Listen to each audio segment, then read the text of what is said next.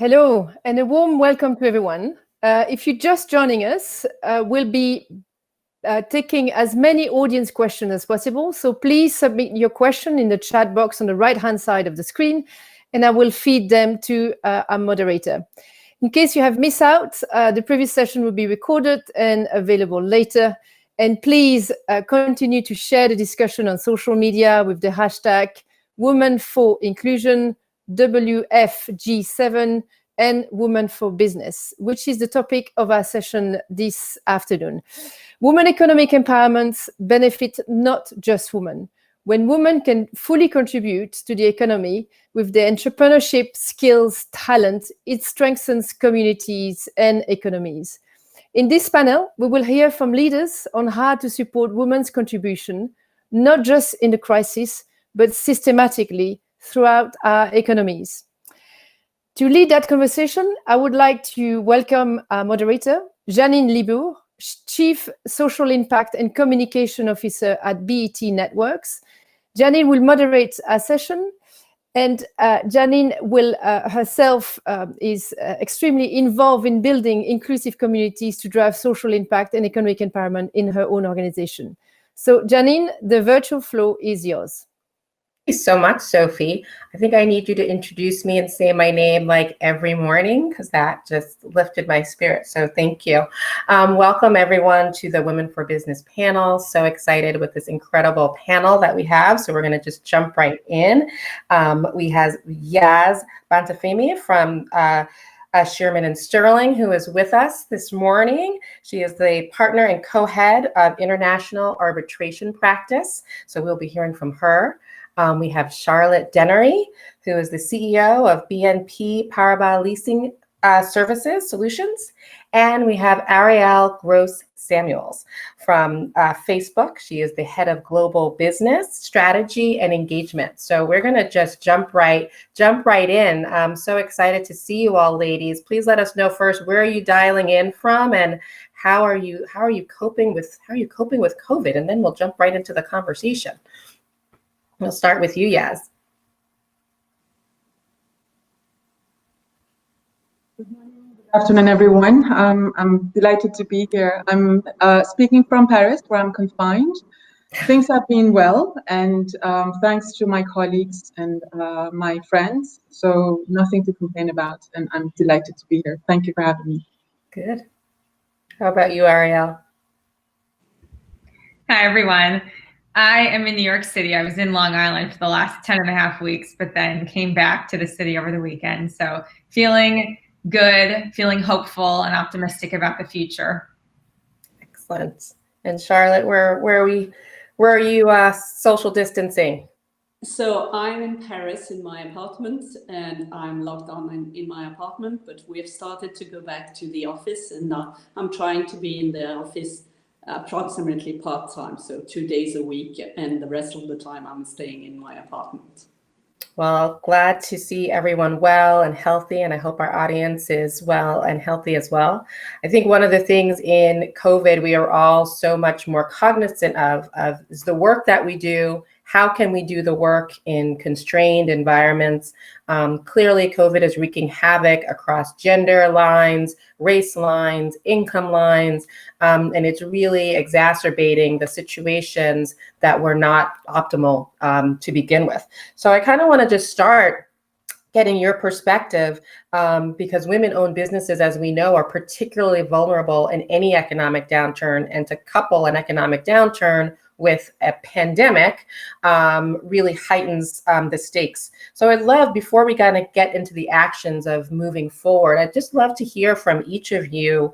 What do you see as the critical cracks in the system that have left women so unprepared and having not as many businesses in place as we would like at this time?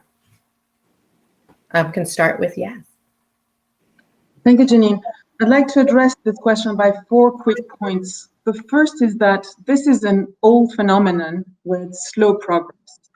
And if you look at the statistics, they're quite telling about the fact that the gender gap in businesses is not new and has been here well before the pandemic. If you look at the estimates and the latest estimates in 2019 from the International Labour Organization, you see that the male employers are significantly outnumbering female employers in all G7 countries. And if you look at the percentages by themselves, they're quite telling. You go from 17% in Japan to 34% in the US, and the other remaining countries in the G7 countries are in between.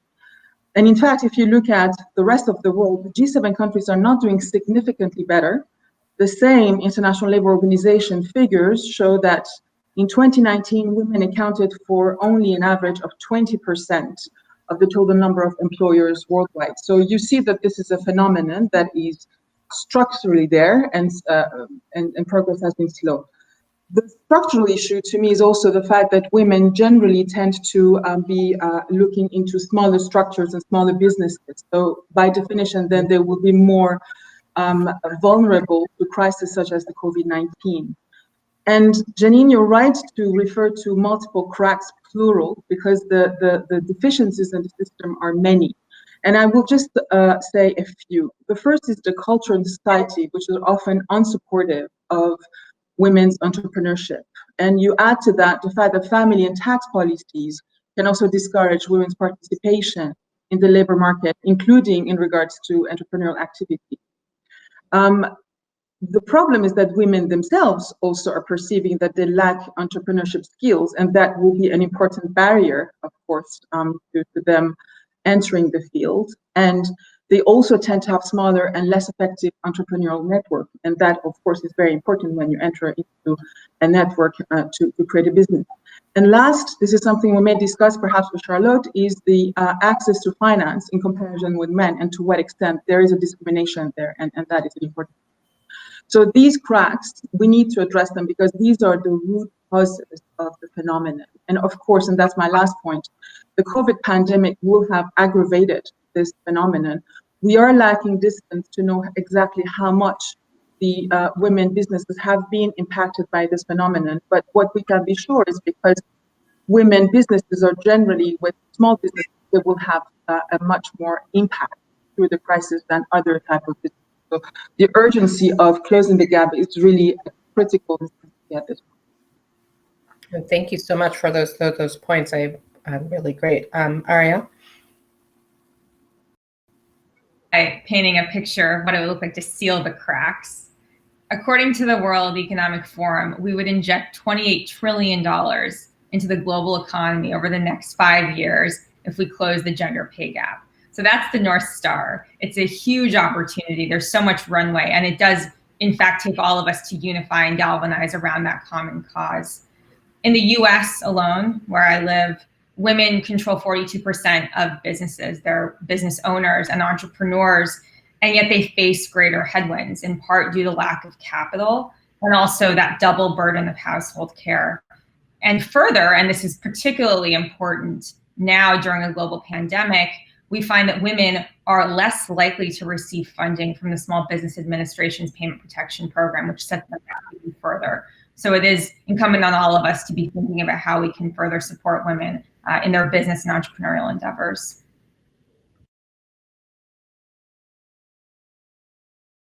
Well, in a way or another, I'm going to repeat what has been said previously, because I think that we all have the same analysis of the situation. It's a situation that has been in place for many years. In developed countries, the women only start 20 to 30% of new businesses. And clearly the roots of this situation, this current inequalities, runs very deep. I would say that, as Yas said, there is a societal perception and social norms that prevent women from starting business. Probably this runs down to what they've learned when they were a child, and they really need to be pushed at the youngest time in order to have this idea in mind.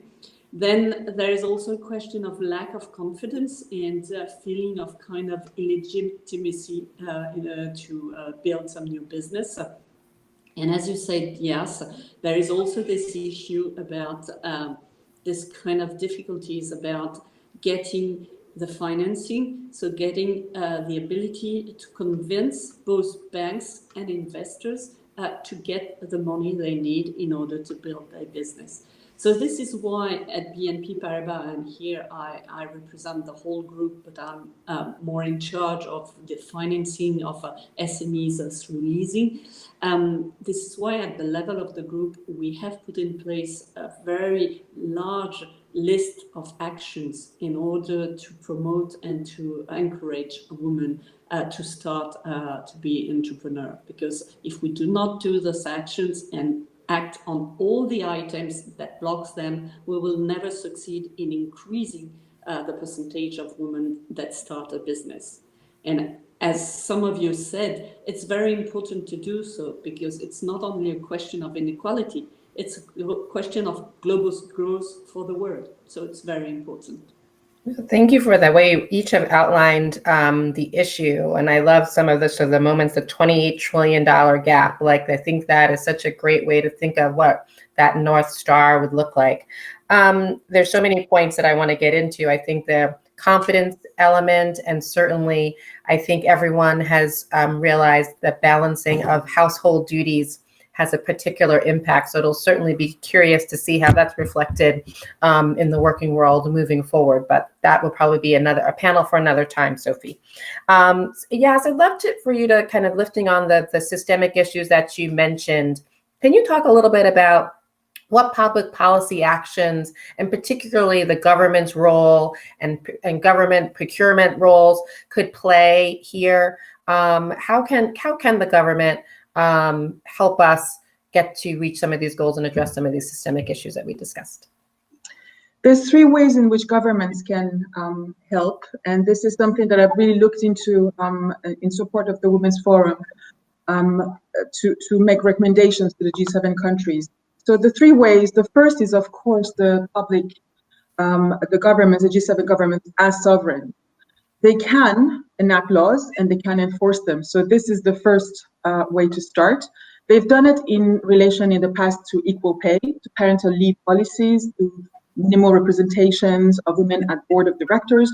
So this is doable through laws, and we can use laws. And looking in the future and at the supply chain issue, we want, with the Women Forum, to highlight the importance of the public procurement. So what the G7 countries can do is require by law that both private and state-owned enterprises maintain gender diversity and, where possible, gender parity in the supply chain. So that would be through enactment of laws and enforcement of those laws. That's the first way. The second way that governments can act, and I think that that's very important, is through attacking misperceptions about the law. And I've seen that firsthand. And you see that some, especially in the private sector, there's this misperception as to what you can and cannot do as a matter of law. And I think that what governments can do is attack that misperception and show and explain to the public and private sectors that attacking the gender gap issue is completely within the realm of the legality and the legal framework that exists today within the G7 countries. Just to take one example, one of the partners of Women's Forum, We Connect International, was confronted recently with the fear of multinational companies that if they were to use the platform of We Connect International, they would be breaching the EU law and the framework existing in the EU law by the use of their online platform. So they came to us for legal advice, and our analysis established that the use of the platform to reach out to women-owned businesses and to allow them to participate in tenders is not contrary to EU law, to the extent that the purchaser, of course, is not acting in a discriminatory way. So you have to just make sure that you're not discriminating, but you are completely acting within the law by using those platforms. So that is an important misperception that needs to be tackled, and governments can help to that. The third way is for governments to, and here I really come to the public procurement issue, to lead the way by allowing a gender design in public procurement. The importance of that is that the monetary value of public procurement is huge. And here again, I want to give some figures. In the latest figures that I have from OECD are 2017. where you see that public procurement represented at the minimum 9.3% of the GDP in the US, up until 16% of the GDP in Japan. And again, the other G7 countries are in the middle. So you see that there's a huge opportunity for the governments through public procurement to allow the gender gap to be closed by allowing better, increased access to women-owned businesses, if not directly through the tender and the bidder, at the very least through the subcontract to private entities. So this is really where we want to push and propose to the G7 countries to take a look and a close look at the public procurement.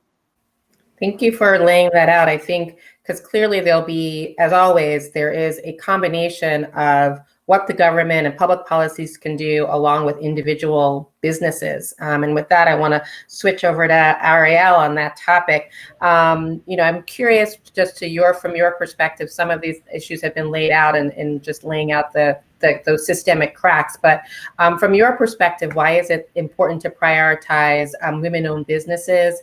I'm curious what Facebook has done in that space, and just generally what your feelings are around technology and the ability for technology to move this agenda forward.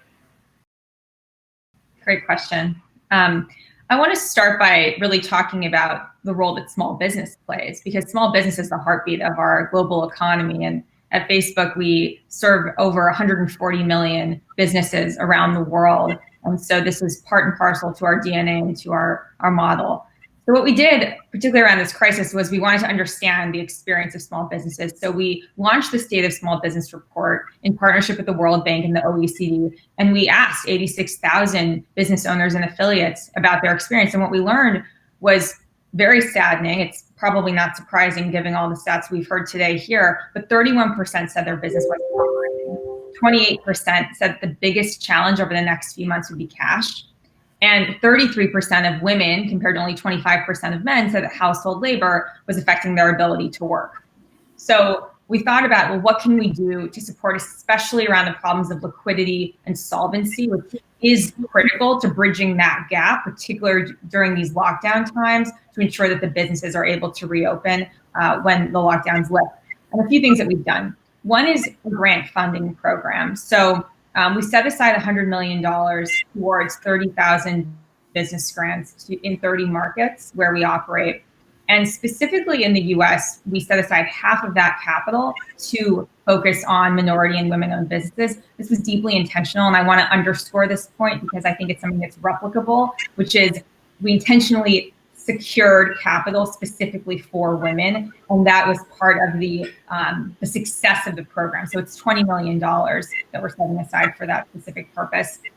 On the product side, in order to boost liquidity, we did a number of things. One is we built social good fundraisers and gift cards, which allows customers to directly inject cash into the businesses that they care about and that they love.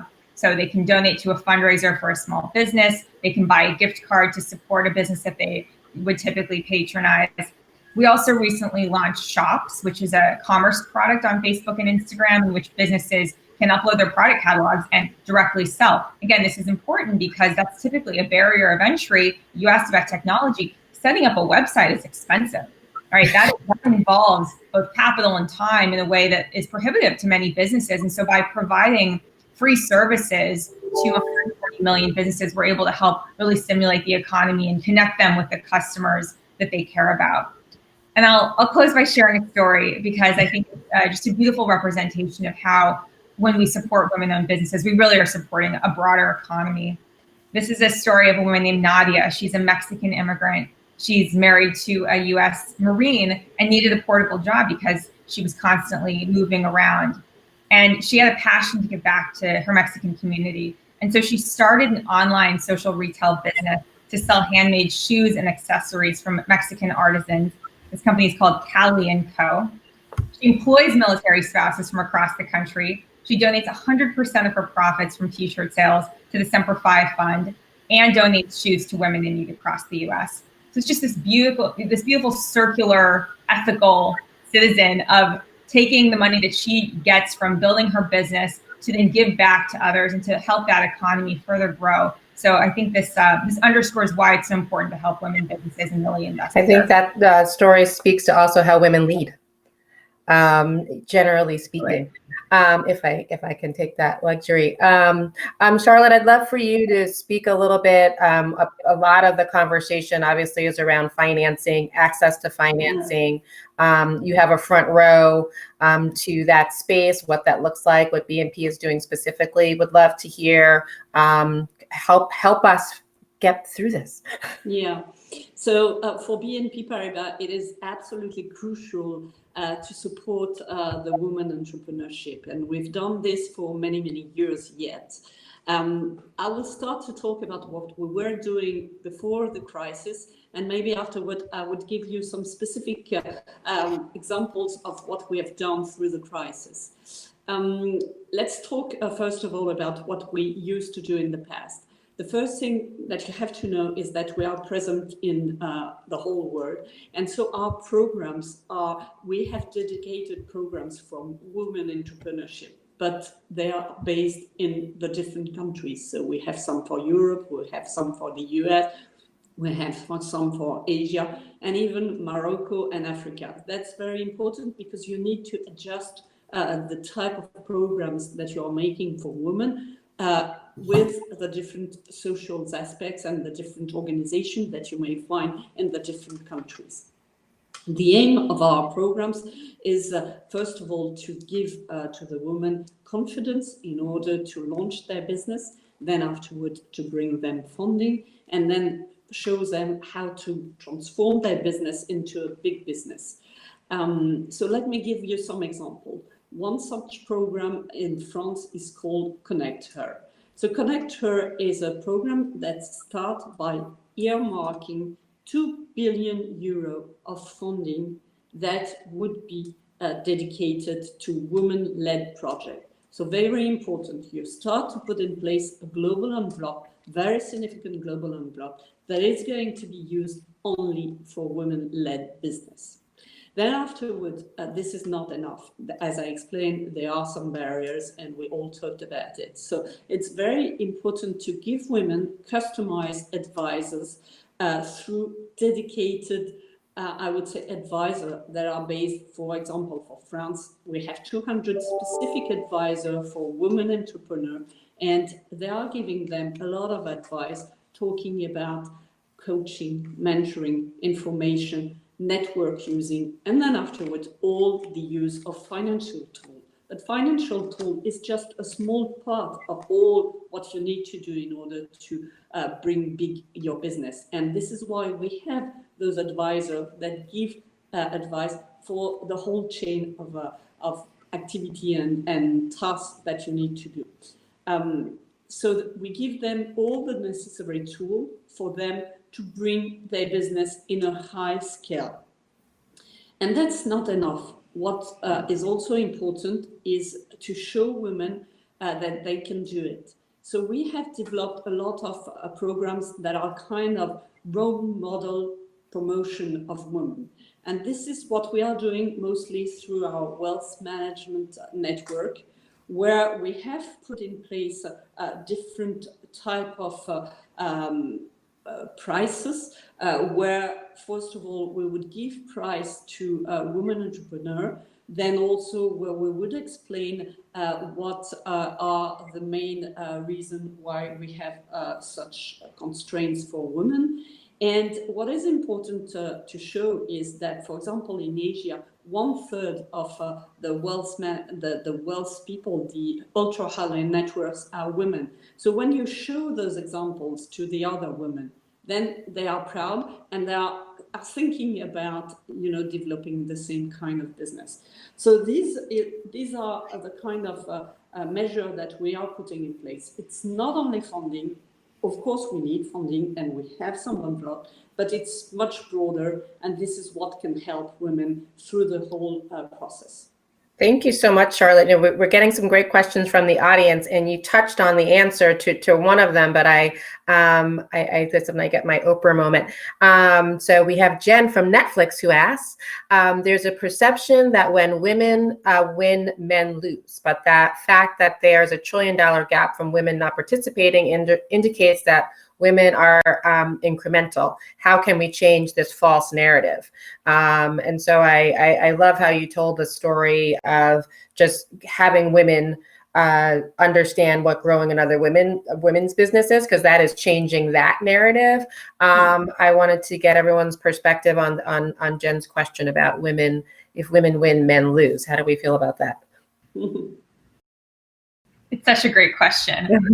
You know, I'm a twin. And so there's a common zero-sum game applied to twins, where if one's good, the other's bad. And so let me start by saying it's not a zero-sum game. This is completely additive. And when women win, men win, everyone wins, children win. This is absolutely the type of circle that continues to grow and provide opportunities. And I think that really what we need, I would say most of all, is more examples. You know, if I were to ask you, what are the best examples of women leaders who have, whether it's grown an economy or started a business and really helped unlock potential, you might not have a long list top of mind. And so what I ask us all to consider is, how can we create more stories that really get into the heads of people at a young age to help them be inspired and to close that imagination gap so that it becomes normalized in society? No, I think I guess I sort of did that with my Oprah answer, my Oprah connection. Some other questions we have here, and we've touched on some of these points.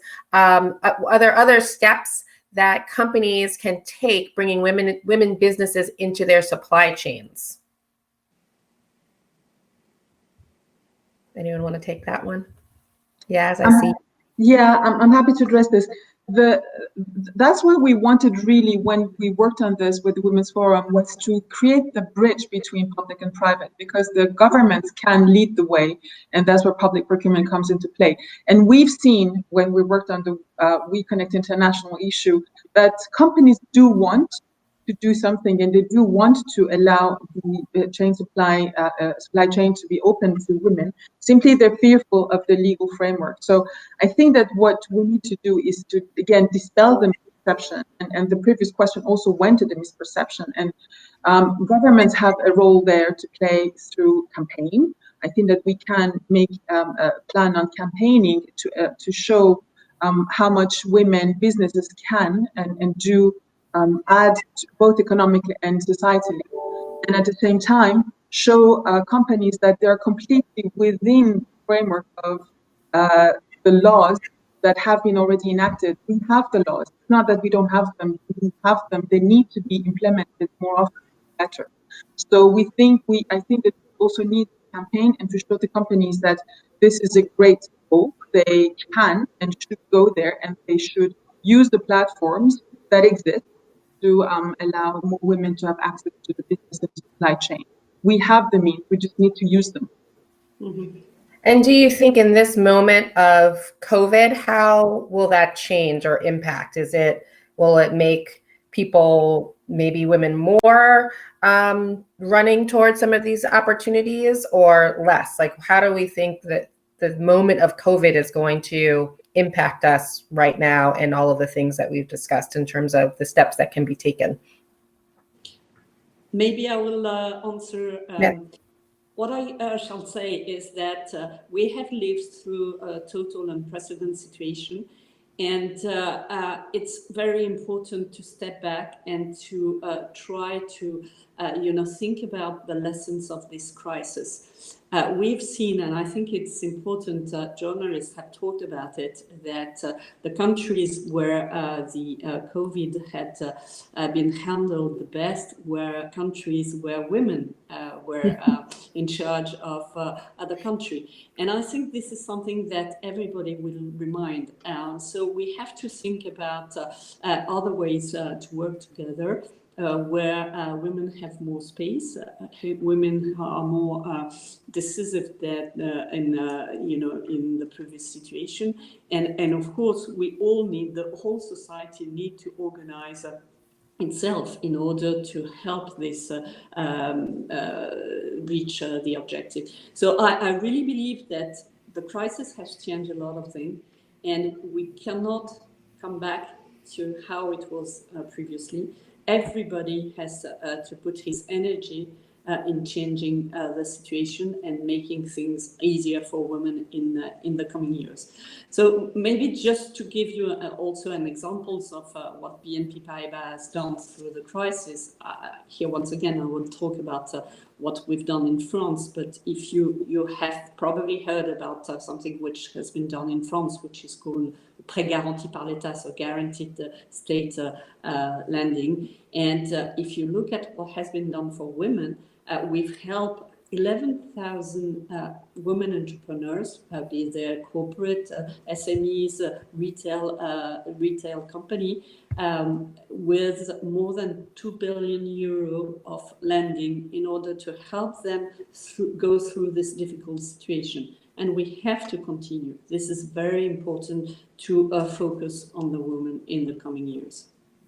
No, thank you. I think there is a case study there around COVID leadership and the countries and how women have led the way. That is definitely one that there's so many questions. I want to make sure we have time to just make sure we get our closing question. Then if we have one more, because we have some more from the audience, but I want to make sure, given the importance of this time and the G7 convening, that we hear from each of you, what is your key ask to the G7 to ensure women's economic empowerment? Am I the only one to have difficulties in hearing you?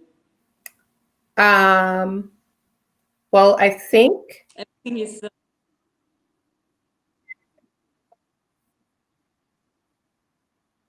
because the others have no problem. Okay, so I'll try to disconnect and reconnect. Thank you. So maybe we'll start with Ariel as it relates to the key ask to the G7. It's such an important question, and really I would invite our audience here today, anyone tuning in, to also consider your answer to this question, because it will take each of us to think about how we can really hold policymakers and business leaders to account, particularly as we rebuild and reemerge from this crisis. So I'll share some ideas.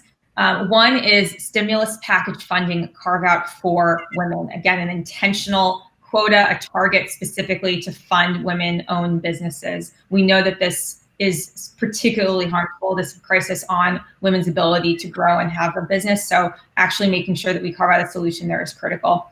Second is policy making to shore up the gender pay gap. And this requires having measurement that we can rely on that holds us accountable to progress. So having whether it's, per capita GDP or industry sector pay that's stratified by gender, where we have a baseline and a target, and then making sure that we can actually drive real world change from a policymaking perspective to shore up that gender pay gap is key.